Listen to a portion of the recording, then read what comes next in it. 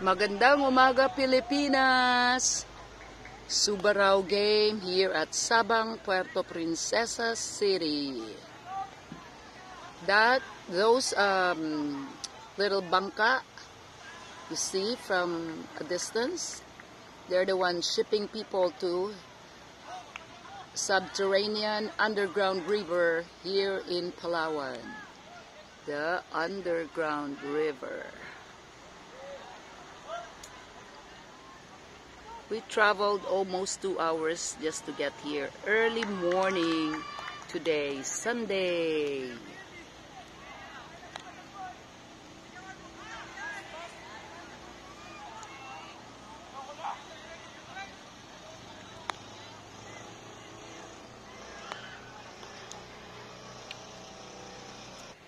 So, ayaw nyo sumama. Gusto nyo kayo lang ang nakaupo dito. Saan ka pupunta? May upuan ka naman, oh. Ay, nako. Ako na lang isa mag-explore. Wala itong mga kasamahan ko, guys. Exploration tayo sa karagatan. Para makita natin kung anong mga ginagawa ng mga tao dito.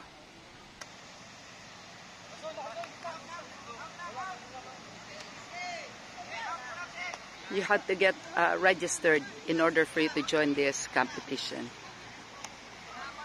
Ang tawag sa laro na yun kanina, guys, is Subarao. So, fun muna tayo. Fun. Fun de limon. Fun. Fun de sal.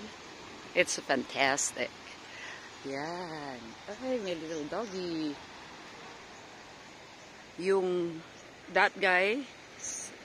This hotel there, the entrance a while ago was really nice. I don't know the inside, but that's the Four Seasons Sheraton Hotel. Huling araw ko, guys, na wala akong trabaho. So, pasukan na ulit. It's okay. So, yung mga sumusunod sa akin, those who want to subscribe, oh, it's 4 points, not 4 season. It's 4 points Sheraton Hotel. So, this one is, I think this one was the, anong ang pangalan ng hotel na ito dati? I forgot the name, but this is now the 4 points Sheraton Hotel. Huwag kayo maingay, hindi naman kami nag-check-in dyan. Siguro kapag marami na akong subscriber tapos dami nang manunood, baka ma-afford ko na ito finally. So right now, manood lang muna tayo, ha. Huwag muna tayong pumasok dyan dahil wala pa tayong pambayad. Pagising mo ng umaga, you have the view of that mountain, that majestic mountain, and then you can face this one here. This will be your front view. This is in Palawan.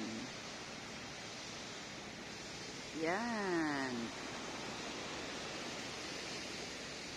Maraming pamamaraan para pumunta dito, guys. Take a boat. Take a van. Private ride. So all those. Dahil ang tourism dito is really growing so well.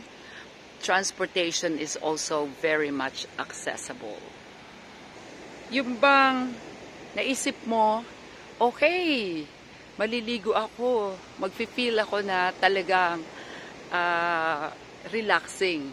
So, diyan ka lang, kung di mo ma-afford, dito ka lang, diyan ka lang mag-chill ka lang diyan, tapos yung pala, magti-tent ka lang. Nakaharap ka lang dito sa 4 Points Sheraton Hotel. Sa iyong pananaw lang, sa iyong kalimutaw, di ba?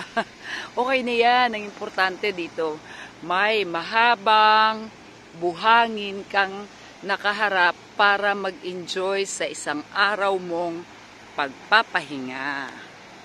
Init. Aga-aga pa, guys. Pero mainit na. Hindi ako maliligo. Takot ako ngayon sa ligo. Tsaka sobra na yung ano ko sa araw. Sobra na ang exposure ko. Kahapon lang, nung Friday, grabing trabaho namin sa bukid. Ito ngayon, relax lang. Yan ang sinasabi kong kailangan marunong tayo mag-balance ng buhay. Kaya naman ako, I chose to be here in the Philippines na talaga. Number one, the idea that I will be doing the country living, but I really have dreamt to be teaching eventually. I've been telling that to my friends back in Canada. And so now I'm doing that. I'm so blessed. I'm thankful sa Panginoon na kahit na hindi siya ganun, hindi malaki talaga ang sweldo, ang importante is you're making a difference, diba? Yun talaga ang pinaka-importanting part. Then it's a worthwhile investment for me noon na while I was working full-time, I did my online subjects, and then eventually when I did my master's, talagang nag-quit talaga ng work to be able to do that 2 years ng masteral full-time. So eto na ako ngayon, masaya sa simpleng pamumuhay, basta ang importante kasama ang pamilya. So yung mga buko na yan, doon sa farm, libre lang. Siyempre, di naman makakakuha ng buko kung hindi ka mag-hire or mayroong magsusungkit. So dito, dahil katabi ka na ng 4 Points Hotel, malamang, ano na yan, mga 40 to 50 pesos ang isang buko niyan. Sa regular lang, 15, 25. So, kung doble dito, it's not bad. It's the experience. Klarado ang tubig, guys. Klarado. Very clear. No? Puti, malinis. Pero guys, sa mga taong pupunta sa mga ilog, sa mga karagatan, sa ating mga local Filipinos, sana meron tayong awareness po yung ating pagtatabi ng ating mga basura. Dahil nababasa ko sa isang chat ng mga expats at mga foreigners, they're saying, ang complaint nila talaga is maraming kalat ang ating kapaligiran, which that part I agree. Sana meron tayong proper na pagbabasurahan. Minsan, ang kasalanan din is kung kulang ang ating facility na magkikater sa ating basurahan. So, kung may basura ka at wala kang makitang tamang basurahan, then of course, the tendency is to throw that. Unless you wanna carry the garbage with you. Ayun ang pinakaunang solution. Carry it with you.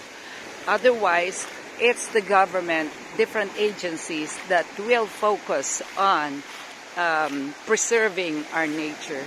Because at least Philippines is known for diverse ecosystem, biodiversity. We have that.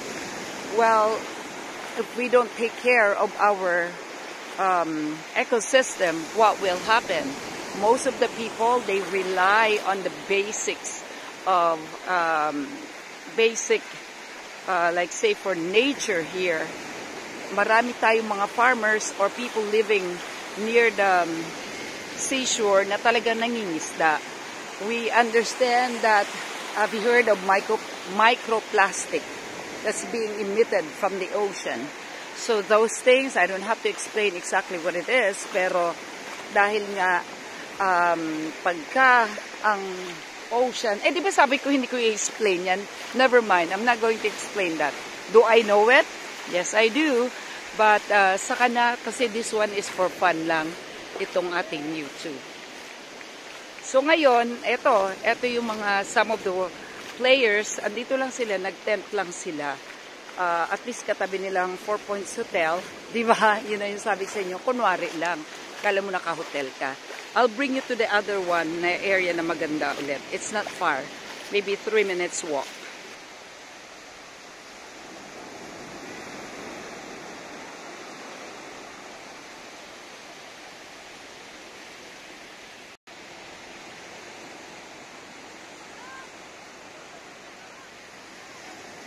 The eagle has landed. The eagles. Eagles na pato, na dove, at kung ano-ano pa. I'm going to run. Gulatin natin ang mga ibon. Ayaw nila.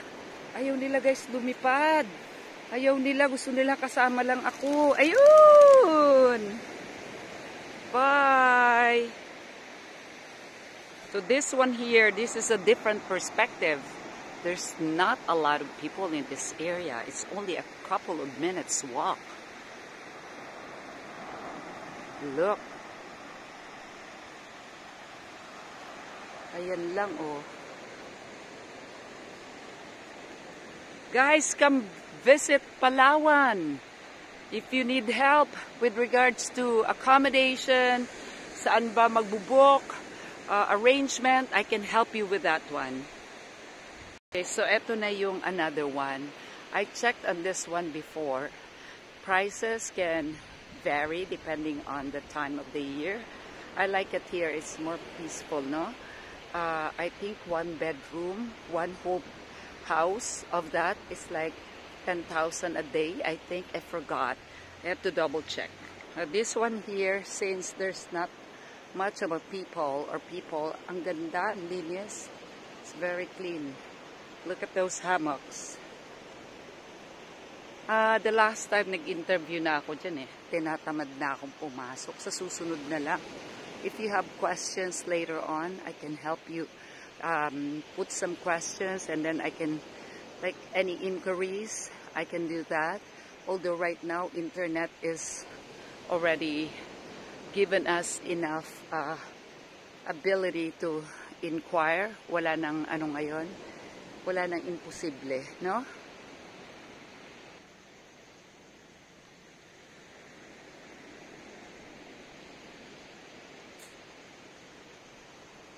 Different villa.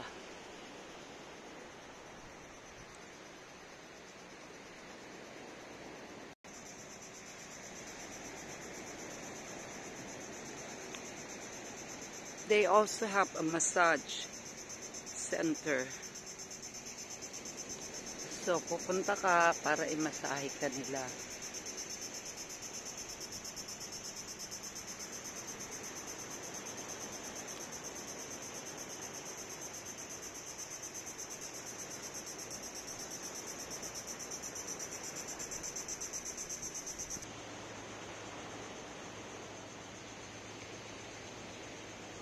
This is like a few seconds walk away from that villa.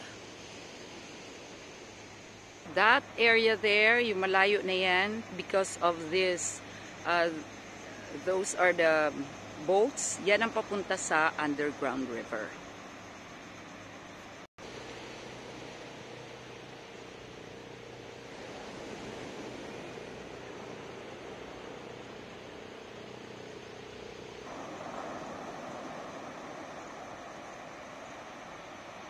Paano ba ako makakaupo dito sa magandang patumbang kahoy na to?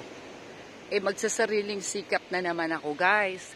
Parang hindi ko kaya atang malaglag dyan. So, tingnan nyo na lang. Kahit wala na yung mukha ko, hindi naman ako importante, di ba? What's important is the places that's being featured. O, eto ha, importante yan. We follow the flag warnings. Red for no swimming, yellow moderate, green low hazard, purple marine pest present.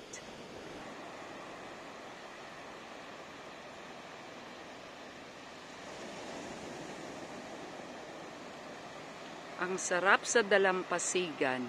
So kayong mga nasa abroad, you come visit. Hindi nyo kailangang tumira sa napakamahal na hotel para magkaroon ng masayang bakasyon. Diyan na lang kayo matulog sa magandang bed nyo sa inyong lugar sa ibang bansa. Pagdating dito, magdala kayo ng magandang tent. Marami na areas dito na for camping. And then you can have a full view of the ocean and enjoying the experience. Marami dito mga safe camping grounds nowadays. Yan with permission ito.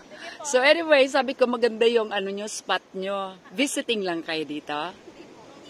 Teacher po kami ng high school sa Bayugan. Oh, saan Kabayugan? Ito po, parang ito na yan. So, see? Sabi ko lang, I was telling my viewers na you don't have to be rich to enjoy, di ba? Sabi ko may mga areas nga na, I'm teaching also sa WPU ako. So, sabi kong ganon, if you are from abroad, you should at least Huwag ka na mag-hotel ng mamahalin para hindi ka na masyadong magastusan. Bring a tent, di ba? Tama? Marami na tayong camping areas dito na talagang pwede kang mag-tent. Kasi laging yun ang reklamo nila. Alam lang po. Paalam lang. Alam lang. Magpapahirap din po yan ng gamit. Or dala ka talaga ng sarili mong tent. Aywan ko lang kung dito kung pwede ka mag-tent. Usually po kami nag-overnight dyan po sa tabi.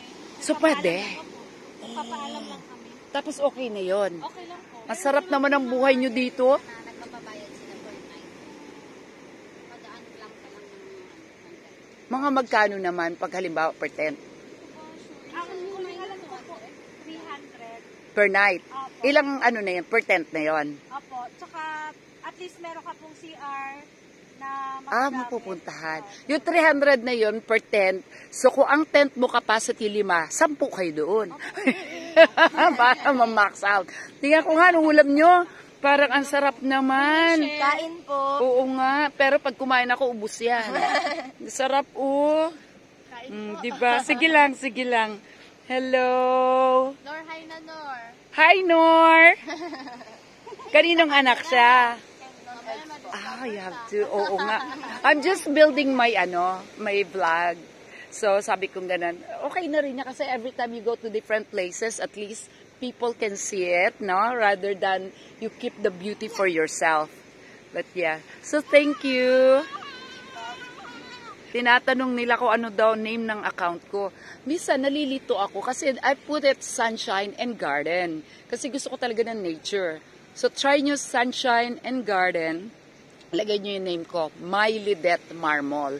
Kasi may mga ibang Sunshine and Garden na hindi ko account. Pero makikita nyo yun, halos Palawan ang pinipicture ko. Okay. Diba nakakatuwa, tingnan mo, naka-video ka. Dito kahit sa kabukirang ka na ngayon, may internet na, hindi ako makapaniwala. Kahit saan. Wala lang po ditong smart. So, yan yung smart na hindi smart. So anyway, I have to end from here. I have to say, have a good day everybody. God bless as usual. So ito na naman, magpapakita na naman ako ng mukha kong pawisin ako. I just have to say bye-bye. God bless everyone.